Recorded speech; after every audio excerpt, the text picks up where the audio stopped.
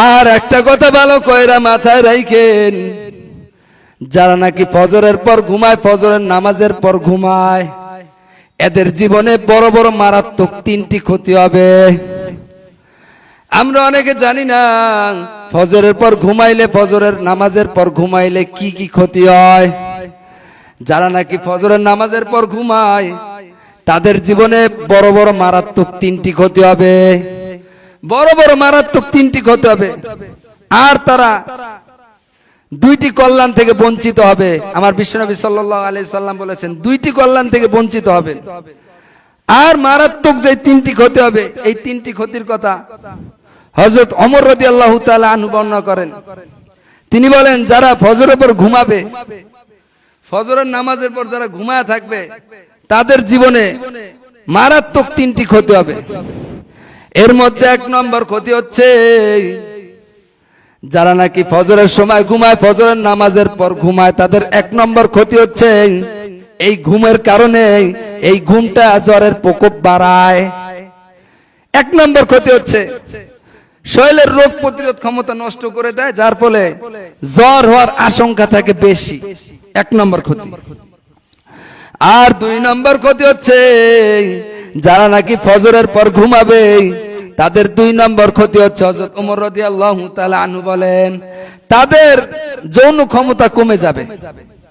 দুই নম্বর ক্ষতি, যদি ফজরের পর কেউ ঘুমায়, ফজরের সময় ঘুমায় থাকে, তাদের দুই নম্বর ক্ষতি হচ্ছে যৌন ক্ষমতা কমে যাবে তার।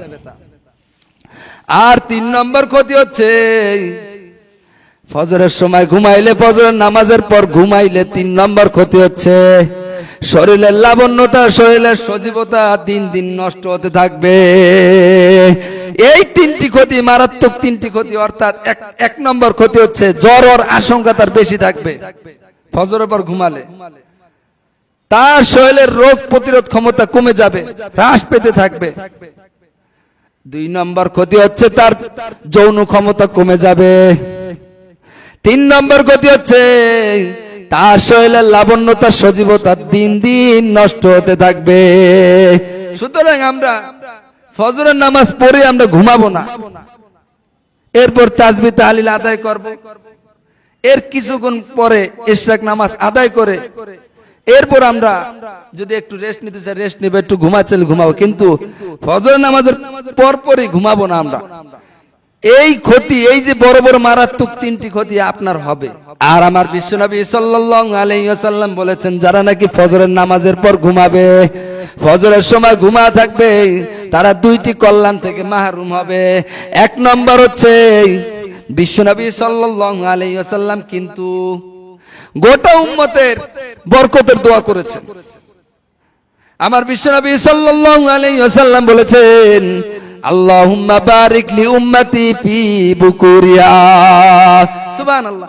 বিশ্বনবী সাল্লাল্লাহু আলাইহি ওয়াসাল্লাম গোটা উম্মতের বরকতের দোয়া করেছেন।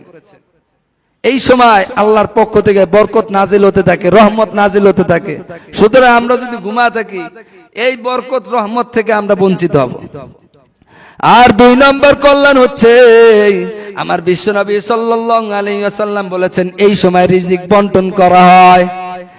এই সময়তে রিজিক বন্টন করা হয়। যদি আমরা ঘুমায় থাকি, এই রিজিক বন্টন থেকে আমরা বঞ্চিত হব।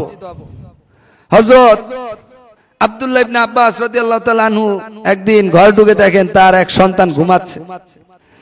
তিনি ডেকে বললেন, তুমি এমন সময় ঘুমাচ্ছ যেই সময়টা রিজিক বন্টন হয়, তুমি এখন ঘুমাও না। সুতরাং আমরা ফজরের নামাজের পর আমরা ঘুমাবো না, ফজরের সময় আমরা ঘুমাবো না। আমরা যদি ঘুমাই, বড় বড় মারাত্মক তিনটি ক্ষতি হবে এবং দুইটি কল্যাণ থেকে আমরা বঞ্চিত হব। সুতরাং আমরা এই সময়টা না ঘুমিয়ে আমরা তাসবিহ তাহলিল আদায় করে এরপর ইশরাকের নামাজ আদায় করে এরপর আমরা ঘুমাবো, রেস্ট নিব, যা করব। কিন্তু এই সময়টায় অর্থাৎ ফজরের পর যদি আমরা ঘুমাই, তাহলে মনে রাখবেন আমাদের কিন্তু এই যে তিনটি ক্ষতি, মারাত্মক তিনটি ক্ষতি আমাদের হবে, আর দুইটি কল্যাণ থেকে আমরা বঞ্চিত হব।